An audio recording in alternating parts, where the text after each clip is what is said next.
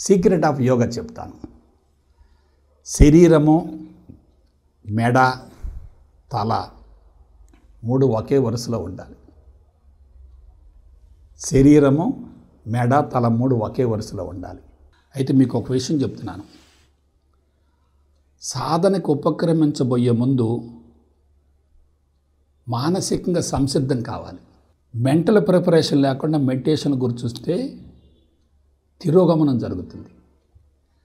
మనం శరీరాన్ని బిగించి కదలకుండా కూర్చోవాలనుకున్నప్పుడు స్థూల శరీరంతో పాటు సూక్ష్మ శరీరం కూడా ఏమవుద్ది? బంధించబడుతుంది. స్థూల శరీరంతో పాటు సూక్ష్మ శరీరం కూడా బంధించబడుతుంది. ఇప్పుడు మీకు ఒక విషయం చెప్తాను.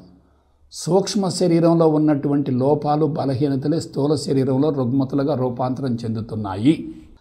మానసికంగా సంసిద్ధం చెంది శరీరము, మెడ, తల మూడు కూడా ఒకే వరుసలో ఉండి శరీరాన్ని బిగించకుండా ప్రశాంతంగా కళ్ళు మూసుకునేటట్లయితే క్రిందన ఉన్నటువంటి ప్రాణశక్తి పైకి ప్రవహిస్తుంది.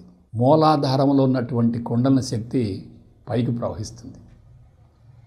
జ్ఞానపరంగా పరిణతి చెందేటట్లయితే సహస్రారం ఓపెన్ అవుతుంది.